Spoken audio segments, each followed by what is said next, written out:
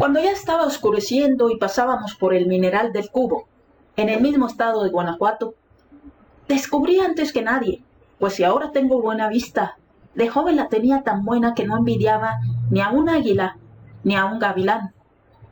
Muchas cabezas con sombreros grandes en el filo de la sierra por donde teníamos que pasar, así que le dije a Acosta y a Samuel, señalándoles con el dedo, ese es enemigo, pues los nuestros, que se han ido rumbo al oriente, van de marcha y solo pueden ser villistas. Acosta hizo alto y me dijo, comunícale al coronel Lugo que avance con su regimiento y tú incorpórate con tu escuadrón a él. Pónganse a las órdenes de Samuel y que Samuel suba por ese puerto. Y nos señaló una hondonada a proteger el paso de nuestra columna.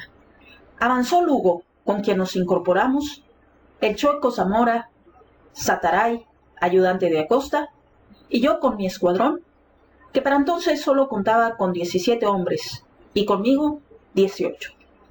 Acosta se quedó a la expectativa, esperando el resultado de nuestra exploración. Aparte de Lugo, que traería como 300 hombres, deben haber sido 700 u 800 más, pues en la quemada perdimos más de 1000 hombres y los villistas deben de haber sufrido igual número de bajas.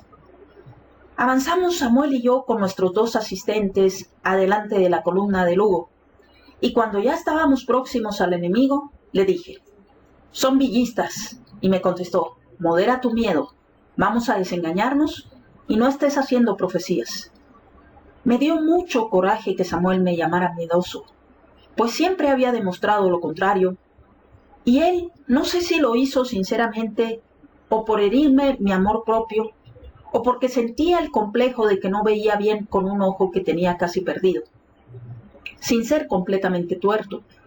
El caso es que seguimos avanzando en plena sierra y a los pocos minutos una descarga sobre nosotros confirmó lo que yo les venía diciendo a Acosta y a Samuel. Desde que descubrí los sombrerotes en la lejanía de la sierra y tras la descarga un tiroteo cerrado sobre nosotros. Lugo, que venía a buena distancia con su tropa, se regresó a tomar posiciones, lo que hizo perfectamente bien. Y nosotros, mi hermano y yo con nuestros 2 asistentes, caímos en una emboscada como los más ingenuos primerizos. Como si no hubiéramos tenido tantas experiencias en la revolución y tan buenos caballos. Y como si no nos hubieran servido de nada las lecciones sufridas con la muerte del coronel Montoya, que cayó en una celada. Y después con la muerte de Pedro Antonio, que se extravió también por la falta de malicia y de conocimiento de los montes. El choque fue tan rápido y tan cercano que los villistas tuvieron que suspender momentáneamente el tiroteo para no matarse unos con otros, pues habíamos caído en medio de ellos. Rápidamente volteé riendas y le dije a Samuel, pica la espuela y cuarta o nos lleva la chingada. Al dar vuelta Samuel, nos dieron otra descarga y le pegaron un balazo en el águila del general del sombrero tejano que portaba. Paró su caballo, ya para entonces el alfor que venía estrenando de la quemada, y me dijo, voy a levantar mi sombrero. Y yo le contesté, lo que vas a levantar son tus tripas cuando bien te vaya. Y le pegué 2 o 3 cuartazos a su caballo y le dije, vámonos. Y a mi asistente, que más que corría, volaba, y que llevaba todas mis pertenencias en su maleta, entre estas mi traje charro consentido, que el general Herminio Álvarez me había criticado, y le dije en plena carrera, si sueltas la maleta, te mato. Y no la soltó. Cuando llegamos abajo, Lugo nos dijo, más bien dijo dirigiéndose a Samuel, ah, que mi general, tan valiente o tan pendejo, pues cómo se metió con Gonzalo a la boca del lobo, y cómo nos iba a meter a nosotros también. Y como lo vio sin sombrero, le dijo, de ese de Santos que no perdió más que el sombrero, y no la cabeza. Para esto, con la violencia del caso y en aquellos apuros, Samuel se acercó a caballo a un oficial que estaba a pie y le quitó su sombrero militar y se lo puso. Después de que Lugo había desplegado sus fuerzas y estaba protegiendo el paso a Acosta por el desfiladero, alcanzamos a un coronel que se llamaba Bailón, y Samuel le ordenó que hiciera alto y que regresáramos a proteger la retirada de Lugo. El coronel le contestó a Samuel que él recibía órdenes de jefes superiores a él, pero no de él, que era un pinche oficial. Y Samuel le dijo: soy su general, cabrón. Encañonándolo con su pistola que la traía en la mano, y yo también la mía, y antes de que las cosas siguieran adelante les aclaré que los dos tenían razón, pues el coronel no debería recibir órdenes de un inferior. Y Samuel me dijo: ¿cómo inferior? ¿Tú también? Y yo le dije: pues sí, porque el sombrero que llevas puesto tiene 3 barras de capitán. Se lo quitó Samuel, vio el sombrero, se rió y dijo: dispénseme, mi coronel. Y este bailón tomó las cosas muy socarronamente y le dijo: fue una reacción de amor propio, mi general, la que yo tuve. Ahora mismo contramarcho para proteger a Lugo. Lugo regresó con su regimiento.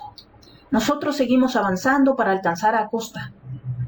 En esto nos alcanzó el capitán Tito Acosta, que era nuestro primo, y que no tenía ningún parentesco con Miguel, pues este Tito era hijo de nuestro ya finado tío don Lorenzo Acosta, y acercándose a mí me dijo: mataron a Manuela.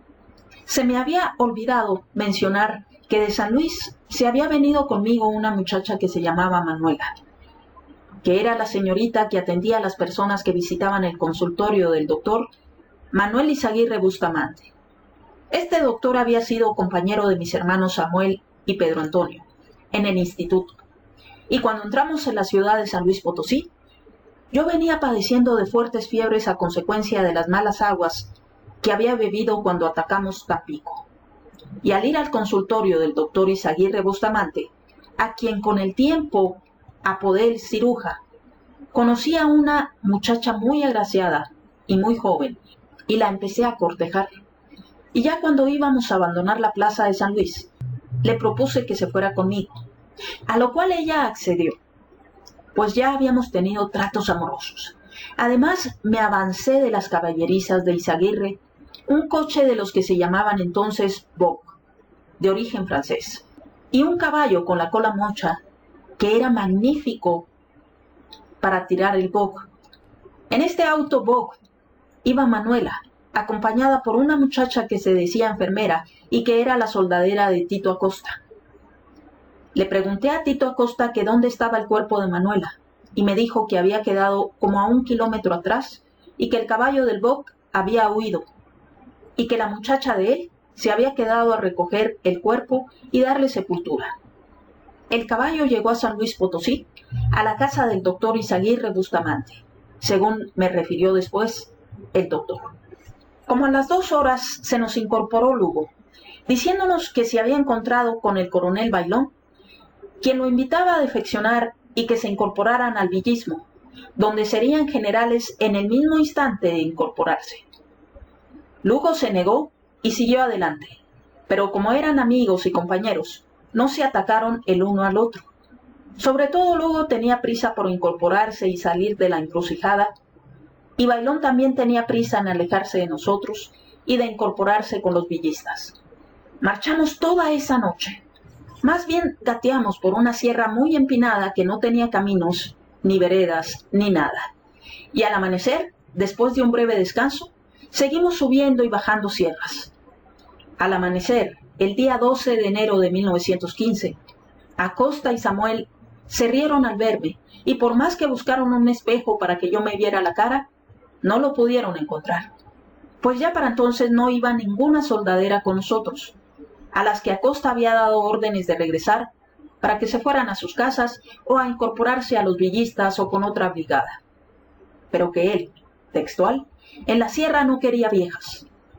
Le pregunté yo por qué se reían de mí, y entonces Samuel me dijo: el susto que nos metieron ayer los villistas cuando caímos en la emboscada te hizo más efecto a ti que a mí, pues tienes un terrible derrame de bilis, tienes un color completamente amarillo en la cara y en los ojos. ¿Qué, no te has visto las manos? Y entonces me vi las manos y efectivamente las tenía un poco amarillas. Después en el camino alguien me prestó un pequeño espejo redondo de bolsillo y me vi la cara y los ojos, y efectivamente estaba tan amarillo como nunca he visto ni antes ni después a otra persona. El susto me había hecho un efecto terrible en la vesícula biliar, pero los nervios andaban bien.